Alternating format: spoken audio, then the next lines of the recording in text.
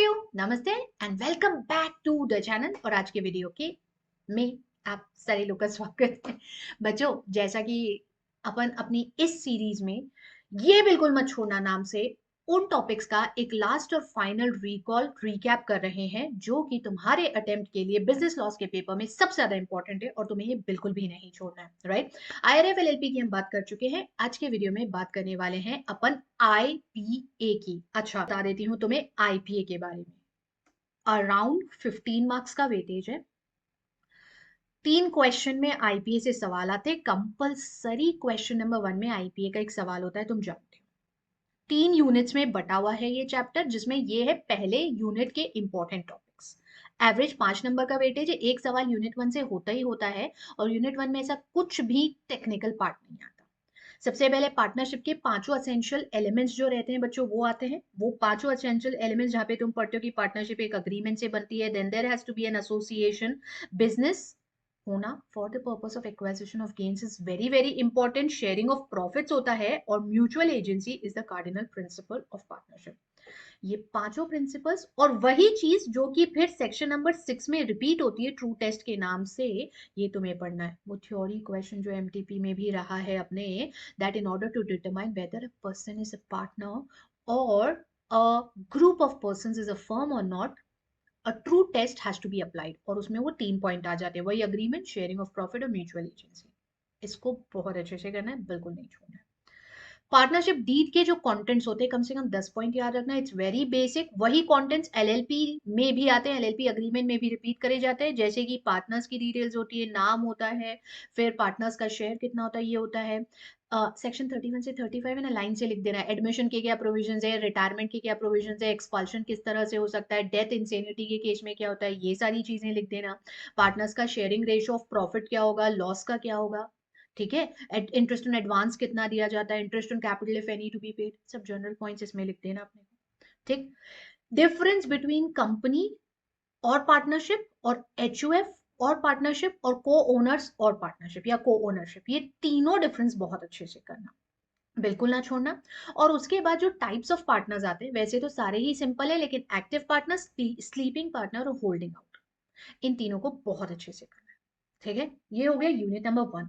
यहां से लेकर के चलती हूँ तुमको यूनिट नंबर 2 के ऊपर। ये सारी चीजें तो तुमने रिवाइज करी ही थी मेरे साथ, और हमने इन सारे नोट्स को अपलोड भी कर रखा है। गेट फ्री नोट्स वाले लिंक में तुम्हें मिल ही जाते हैं। ये है आपके यूनिट नंबर 2 के बहुत इंपॉर्टेंट टॉपिक्स। एक मिनट रुकना जरा। ये है तुम्हारी यूनिट नंबर 2 के बहुत इंपॉर्टेंट टॉपिक्स। ये वो सेक्शन नंबर्स हैं जो तुम्हें बिल्कुल भी नहीं भूलना है। सेक्शन नंबर 10, पार्टनर अगर फ्रॉड करता है, फर्म को लॉस होता है तो इंडेमनिफाई करेगा। पार्टनर्स के राइट्स एंड ड्यूटीज कॉन्ट्रैक्ट से पता चलते हैं। सेक्शन नंबर 11 कहता है गुडविल एंड उसका एक्सक्लूसिव यूज फर्म के लिए 14 और 15 में आता है। 18 talks about the way of binding the firm, मतलब क्योंकि अगर आप कोई भी काम करना चाहते हो फर्म के नाम पर करो, तो partners are the agents of the firm, ये 18 कहता है। उनकी इंप्लाइड अथॉरिटी 19 में आती है और 22 उनका मोड ऑफ बाइंडिंग होता है। ये बहुत अच्छे से करना है, स्पेशली क्या चीजें इंप्लाइड अथॉरिटी में नहीं आती है, वो 7 पॉइंट जो एक्सेप्शंस के, ठीक है। फिर उसके बाद effect of notice to the active partner वाला जो पॉइंट रहता है, और उसी के साथ साथ जो वो पॉइंट अपन पढ़ते हैं कि अगर एक पार्टनर ने कोई रिप्रेजेंटेशन फर्म के अगेंस्ट दिया है, तो 23-24 दोनों है, मैंने स्पेसिफिकली 24 लिखी हूँ। 25-26-27 तीनों साथ में ही करना है, ठीक है। Liability towards third parties, 29 transferee के राइट्स, 30 माइनर से रिलेटेड सारे provision which is actually very very important. Last के तो ये सारे ही है बच्चों। फिर एडमिशन का 32 आपके इसका वॉलंटरी रिटायरमेंट का, 33 expulsion, 34 insanity, 35 death, 36-37 outgoing partners के अधिकार, subsequent profits and to carry on business वाला, और 38 कंटिन्यूइंग गारंटी का रिवोकेशन। बिल्कुल नहीं छोड़ना इनको, ये सारे करना, अच्छे से रिवाइज कर लेना। And then you head on to your last unit. और जब आप अपने लास्ट यूनिट के ऊपर आते हो, तो लास्ट यूनिट में सबसे पहले what are the effects of non registration of the firm, disabilities भी बोलते हैं, कंसिक्वेंसेस भी बोलते हैं, ये सब 69 में आ जाएगा, right. Consequences of non registration of the firm. फिर उसके बाद 39 में डिसोल्यूशन का मीनिंग आता है। मोड्स शुरू होते हैं उसके 40 से। 40 में म्यूचुअल अग्रीमेंट, 41 इंपॉर्टेंट है इसलिए यहां पर अपन ने उसको मेंशन करा है। 41 और 42 जहां पे बिना कोर्ट के इन्वॉल्वमेंट के होता है, ठीक है। सर्टेन इवेंट्स 41 2 पॉइंट है, और कॉन्टेंजेंसीज 4 पॉइंट है 42। कोर्ट के इन्वॉल्वमेंट के साथ सेक्शन नंबर 44 में होता है, 7 पॉइंट्स दिए गए हैं वहां पे, जहां कोर्ट इन्वॉल्व होता है and on an application by a partner other than the suing partner, court involve होकर फर्म को बंद करता है, राइट है।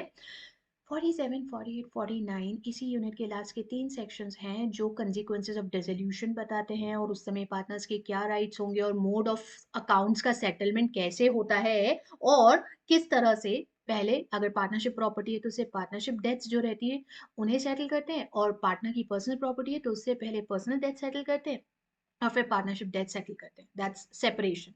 ये लास्ट सेक्शन 49 में आता है। एंड इतनी चीजें, ये वो टॉपिक्स हैं जो मैंने इन 6 मिनट में तुम्हें बताया और जो तुम्हें आईबीए में करना ही है, बिल्कुल भी नहीं छोड़ना है। आज के लिए बस इतना ही है, इस वीडियो में मेरे एंड से बस इतना ही है। तुम